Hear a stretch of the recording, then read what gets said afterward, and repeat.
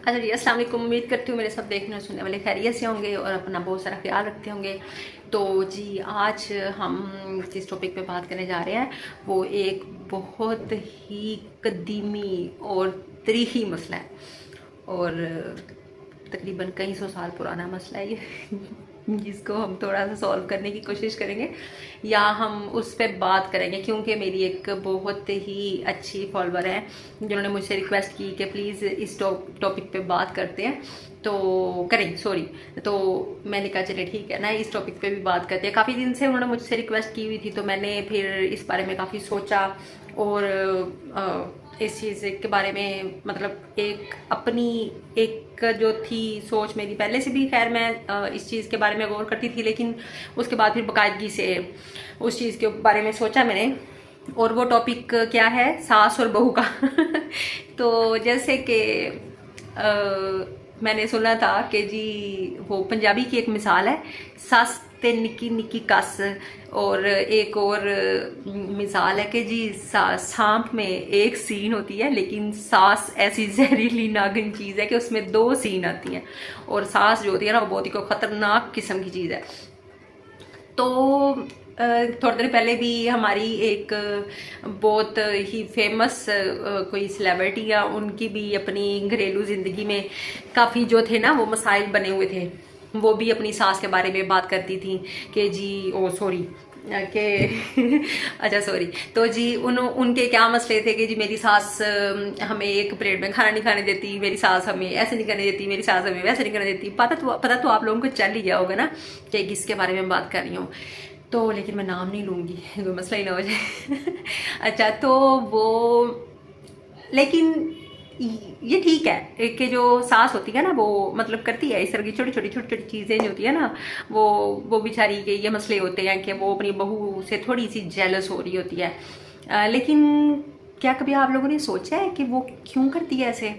मतलब उसको कोई दुश्मनी थोड़ी है अपनी बहू से। लाइक वो एक बेटे की अपनी की शादी करवा के इतने चाव से और फिर इतना पैसा लगा के जब लेके आती है तो फिर उसको क्या मसला होता है कि वो अपनी बहू के साथ ऐसे क्यों करती है? वो अपनी बहू के साथ ऐसे इसलिए करती है कि औरत के बारे में आपने ये चीज़ सुनी होगी कि औरत जो होती है ना वो अपने घर को अपनी एक सल्तनत समझ लेती है। उसको लग रहा होता है कि मेरा जो घर है ना वो मेरी एक सल्तनत है। तो उसमें ये होता है कि जब उस सल्तनत में जब कोई हिस्सेदार आ जाता है ना और उसकी सल्तनत आहिस्ता आहिस्ता उसको अपने हाथ से निकलती हुई नजर आ रही होती है, उसको पता भी होता है कि मैंने इसके हैंड ओवर करना भी है ये सारा कुछ, लेकिन वो ये चीज़ डाइजेस्ट नहीं कर पा रही होती।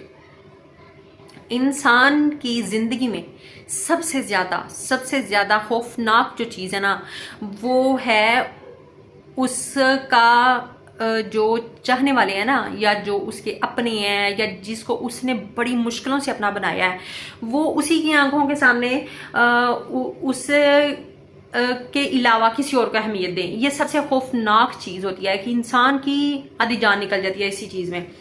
तो ये जब वो बहू अपनी लेके आती है ना तो उसकी बेटियां भी थोड़ी बहुत अपनी भाभी की साइड ले रही होती हैं। बेटा तो लेके ही लेके ना, जाहिर बात है। उसका शोहर भी जब लेता है तो वो फिर अपने शोहर के कानों में भी थोड़ी थोड़ी बातें डालती है और बेटे के कानों में भी डालती है। कुछ ये होता है कि इतने सालों से, ठीक है, अभी जारी बात है बच्चा कोई 10-12 साल का तो नहीं है जिसकी वो शादी करेगी।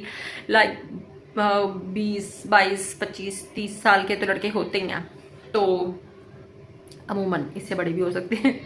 तो वो एक हो सकता है जब वो शादी हो के उस घर में गई हो उसने काफ़ी टाइम अपनी सास के साथ जॉइंट फैमिली में गुजारा हो और फिर कहीं जाके बेचारी को एक अलग घर नसीब हुआ हो और उसको उसने बड़े चाव से, बड़े खूबसूरती से, बड़े लाड से, बड़े नाज से उसने उसको घर को संवारा, उसकी एक एक चीज़ की। और वो बहू रानी आते चौथे दिन कहती है अम्मी जी सेटिंग चेंज कर लें घर की तो बस ये जो चीज़ होती है ना वो अम्मी जी को तीर की तरह जग लग जाती है। अभी कभी कभी तो अम्मी जी बेचारी कह भी देती है कि हाँ बेटे कर लेते हैं, लेकिन मत पूछे अंदर से वो उस अम्मी जी का उस टाइम क्या हाल हो रहा होता है ना, आप नहीं सोच सकते। कभी कभी थोड़ी देर बैठ के किसी दूसरे इंसान की जगह पे खुद को रख के ये चीज़ सोचा करें कि जिसके खिलाफ आप लोगों ने जिहाद इकट्ठा किया हुआ है, कायम किया हुआ है, वो उसकी जो लाइफ है उसके साथ आप लोग क्या कर रहे हैं। अगर वो आपके साथ कुछ कर रहे हैं ना, तो आप भी उसकी लाइफ में कहीं ना कहीं कुछ बिगाड़ पैदा कर रहे होते हैं। लेकिन बात फिर वही आ जाती है कि इंसान जो होता है ना, वो खुद के लिए बहुत अच्छा एक शील्ड साबित हो जाता है, लेकिन दूसरे के लिए तो अल्लाह माफ़ करे सब। और फिर पाकिस्तानी औरतें, अल्लाह अल्लाह अल्लाह माफ़ करी वैसे मैं खुद भी एक औरत हूँ, लेकिन मुझे पता है औरतें बहुत ख़तरनाक चीज़ होती है। लेकिन बस फिर क्या कह सकते हैं कि फिर वो जी कहा जाता है कि जी सास में दो सीन आते हैं। भाई दो सीन इसलिए आते हैं कि एक उसने अपनी ज़िंदगी गुजारी होती है, फिर तुम उसके बेटे के ऊपर कब्जा करके बैठी हुई हो, फिर सारा कुछ है ना। तो बस फिर थोड़ा सा सास बेचारी को भी समझा करें। और दूसरी चीज़ यहाँ पे मैं एक बहुत ही अहम चीज़ आप लोगों के साथ शेयर करती हूँ। देखें, अगर वो आपको किसी चीज़ से मना कर रही है, ठीक है, तो आप ये देखें, ये बहुत ही अहम चीज़ है। आप ये देखें, आपके माँ बाप, आपके बहन भाई, लाइक आप खुद भी, आप लोगों ने उनके घर का माहौल देखा, उसके तरबियत करदा बेटे को आपने पसंद किया और फिर आप उस घर में आए हैं, ठीक है। तो जब सारा कुछ हो गया है और जब आप फिर उस घर में आ गए हैं, उसके बाद फिर आपको वो औरत क्यों बुरी लग रही है? जब उसके घर का निज़ाम आपको पसंद आ गया, जब सब कुछ पसंद आ गया, तो फिर उसके बाद वो आपको औरत बुरी क्यों लग रही है? वो वही औरत है भाई जिसके तरबियत याफ्ता बेटे को आपने पसंद किया, ठीक है। वो अगर आपको किसी चीज से मना कर रही है ना, तो उसका कोई रीजन होगा, वो पागल थोड़ी ना है, ठीक है।